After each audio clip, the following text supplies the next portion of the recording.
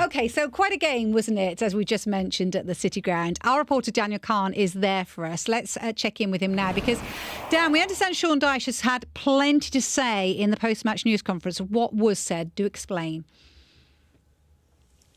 Yeah, good evening, Vicky. Good evening, Jay. I mean, it's very interesting to hear from Sean Dyche after that game. I mean, let's start on the positive as well that, you know, Nottingham Forest have collected their first point in the Premier League since September 20th. And overall, he's quite happy with the performance. Maybe two sides of Forest we saw. First half, they looked really good attacking-wise. Second half, they perhaps a bit more defensive, but really dominated long periods of the game. But I just spoke to Sean Dyche, actually, in the news conference, and the game was marred by a little bit of controversy ahead of United's first goal, headed in by Casemiro from a corner that Sean Dyche and everyone connected with Nottingham Forest, I don't think, believe should have been a corner because the ball didn't seem to have gone out, but the linesman on the other side of the pitch did give it as a corner. And as we know, of course, VAR can intervene in that sort of scenario. So, of course, Sean Dyche actually said to me that he was waiting for an obvious question in his news conference, and he had an incredible answer and real issue in terms of having two controversial decisions in the last 2 weeks in terms of refereeing decisions.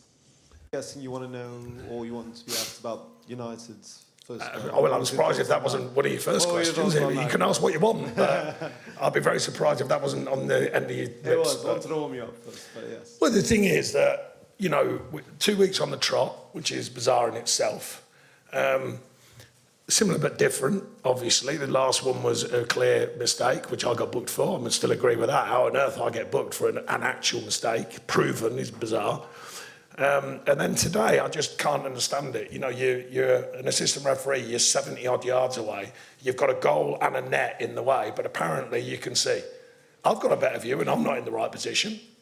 So that's got to be wrong, you know, in the current climate. The thing that annoys me the most, I'm a big fan of VAR, that's like, someone's got to be able to overrule these decisions just really quickly. That'll be 5 seconds. You just go, you know, that's in play.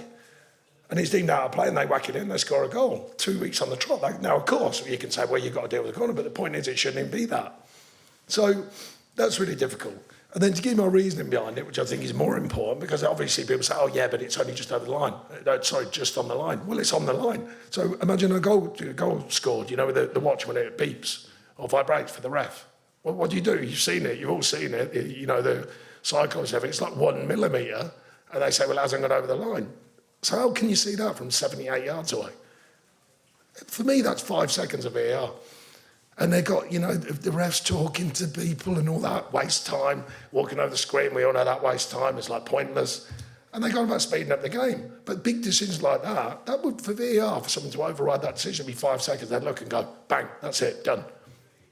Wrong decision. That's it. So that's really, really frustrating 2 weeks on the trot. I know it's an unusual stat to that to happen. Of course, I'm aware of that. Chances are very slim, but it has happened. With all the technology and all that's at stake, particularly for us at Nottingham Forest Football Club after the start the club's had, that's a big moment, you know, and all of a sudden that goes against you. And that's very, very frustrating when it could be really easily cleared up for me. I think you can sense the frustration, Jay, Vicky, from Sean Dyche there. But to the Manchester United side of things, I spoke to Ruben Amorim after the match as well. And actually, despite the draw, I think there's a lot of positives that he's taking from this result. I mean, he actually admitted that this time last season, he doesn't think they would have come away with a point. Actually, they would have lost quite convincingly. And to come back from 2 goals, having conceded 2 in 2 minutes, Ahmad also getting his first goal of the season, I think they'll take the point and look to build away to Tottenham next week and look to end before the international break on a high.